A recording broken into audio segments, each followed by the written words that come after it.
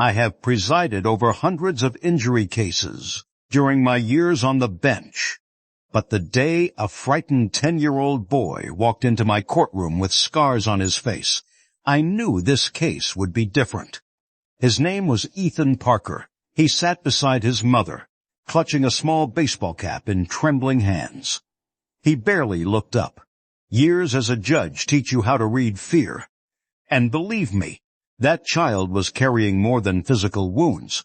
Across the courtroom sat Daniel Brooks, the owner of the dog. He looked calm, too calm. That immediately caught my attention. Innocent people often show concern when a child has been hurt. They may argue about responsibility, but they usually show some emotion. Daniel showed none. Not once. The case seemed simple at first. A dog bite, a child injured, medical bills, liability. But experience has taught me that the cases that appear simple are often the ones hiding the darkest truths. Then the prosecutor displayed photographs of Ethan's injuries on the courtroom screen. The room fell silent. I remember watching the jurors' faces. Several looked away. One woman covered her mouth. Ethan lowered his head. And Daniel? He stared straight ahead. No reaction. That's when I noticed something disturbing. The defense attorney seemed nervous every time the prosecutor mentioned what happened before the attack. Not during the attack. Before it. That detail stayed with me, because it suggested the real story had not yet been told. And when the prosecutor requested permission to play a security video that had never been shown publicly before, I felt the entire courtroom tense at once. I will never forget what happened next. I remember the exact moment that video started playing. The courtroom lights dimmed slightly, and every eye turned toward the screen. At first, nothing seemed unusual. Ethan was riding his bicycle along a quiet suburban sidewalk. It looked like an ordinary afternoon. But then, the dog appeared, a large German shepherd, off-leash. Several jurors immediately leaned forward. Now, dog bite cases are not uncommon. But what happened next caught my attention for a different reason. The dog didn't immediately attack. Instead, it stopped several feet away from Ethan, watching him waiting. And then I noticed something that made me glance toward Daniel Brooks. The dog kept looking back toward someone standing near the front yard. Someone off camera. The prosecutor paused the video. "Watch carefully," she said. The footage replayed. Again and again. Each time, the same thing happened. The dog looked toward the yard before moving. Years on the bench teach you to pay attention to behavior patterns. Dogs respond to training commanders, signals. And suddenly, what seemed like a tragic accident began looking very different. The defense attorney stood quickly. Objection. Too quickly. That reaction interested me, because lawyers rarely panic over evidence they believe helps their case. The prosecutor remained calm. Very calm. In my experience, that's usually a sign someone is holding a stronger card than their opponent realizes.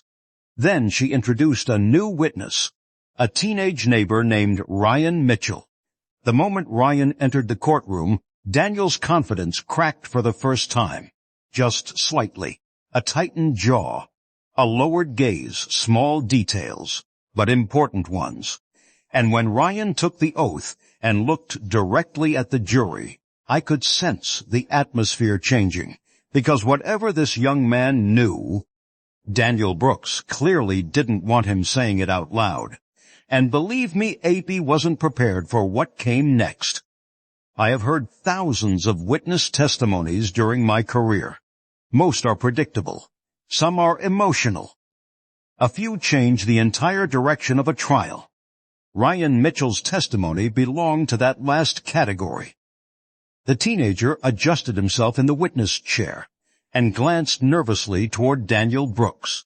Then he took a deep breath. I saw what happened before the dog attacked. The courtroom became still, bobblesole silence. The prosecutor nodded for him to continue.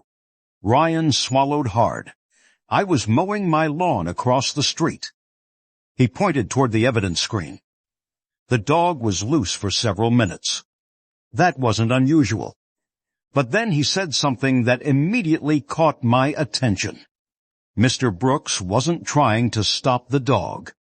A murmur spread through the courtroom. Daniel shifted in his chair. For the first time all day, he looked uncomfortable. Ryan continued. He was yelling. The prosecutor leaned forward. What exactly was he yelling? Ryan hesitated. And that's when I noticed something. He looked frightened. Not nervous, frightened. Years on the bench teach you the difference. Then he answered. He kept shouting, "Get him! Get him!" The courtroom exploded with whispers. Even the jurors reacted. One man physically leaned back in disbelief. The defense attorney immediately objected. But the damage had already been done, because now a terrifying question hung over the entire courtroom. What if this wasn't an accident? What if the dog had been encouraged? The prosecutor then displayed veterinary records showing the dog had previously been involved in 2 aggressive incidents. Daniel had known the risk, known the danger. Yet the dog remained unrestrained. That alone was troubling. But something still wasn't adding up. Ryan looked like he hadn't told the whole story. I could see it in his face. He kept glancing toward Daniel, as if he was afraid of saying one final thing. And when the prosecutor asked him a single unexpected question, Ryan froze completely. What happened after the attack? The teenager looked down, then toward Ethan, then back at me. And what he revealed next would leave the entire courtroom in shock. I remember Ryan's hands shaking as he gripped the edge of the witness stand. For several seconds, he couldn't speak. The courtroom waited. So did I. Then Ryan finally looked up, and what he said next changed everything. After the dog bit Ethan, Mr. Brooks didn't run to help. The prosecutor remained silent. She knew silence can be powerful. Ryan continued. He was laughing. The courtroom froze. Even after years on the bench, I still remember the look on Ethan's mother's face. Pure disbelief. The defense attorney immediately jumped to his feet. "That's not true." But Ryan wasn't finished. He took out his phone. A ripple of shock spread through the gallery. I felt it instantly, because psychologically, this was becoming much darker than negligence. This was beginning to look like cruelty. The prosecutor approached the evidence table. Then she revealed something nobody expected. A phone extraction report. Daniel Brooks' own phone. Recovered under court order. The courtroom screen lit up. A video file appeared, timed only minutes after the attack. I remember looking toward Daniel. For the first time since the trial began, he looked afraid. Real fear, not frustration, not annoyance, fear. The prosecutor pressed play. The video showed Ethan lying on the ground crying, his bicycle overturned beside him, blood visible on his arm. Several jurors looked away immediately. And then Daniel's voice could be heard clearly. Laughing, not helping, laughing. The courtroom erupted. People gasped. One spectator began crying. Even I struggled to remain emotionally detached, because this wasn't the reaction of a responsible owner witnessing an accident. This was something far more disturbing. Then the prosecutor paused the video. "Your Honor," she said quietly, "there is one final piece of evidence." I remember the way Daniel's face turned pale, because whatever she was about to reveal, he already knew it would destroy him. And believe me, the next 30 seconds would become one of the most unforgettable moments I have ever witnessed inside a courtroom. I have sentenced violent offenders, reckless drivers, and career criminals. But I will never forget the silence that filled my courtroom when the prosecutor revealed the final piece of evidence. She held up a printed screenshot. A social media post. At first glance, it looked ordinary. Then she displayed it on the courtroom screen. And suddenly, the entire room went silent. The post had been uploaded by Daniel Brooks less than an hour after Ethan was rushed to the hospital. The caption read, "That's what happens when kids don't know their place." I remember hearing an audible gasp from the jury box. Several jurors stared at Daniel in disbelief. But the worst part wasn't the caption. It was the comments underneath.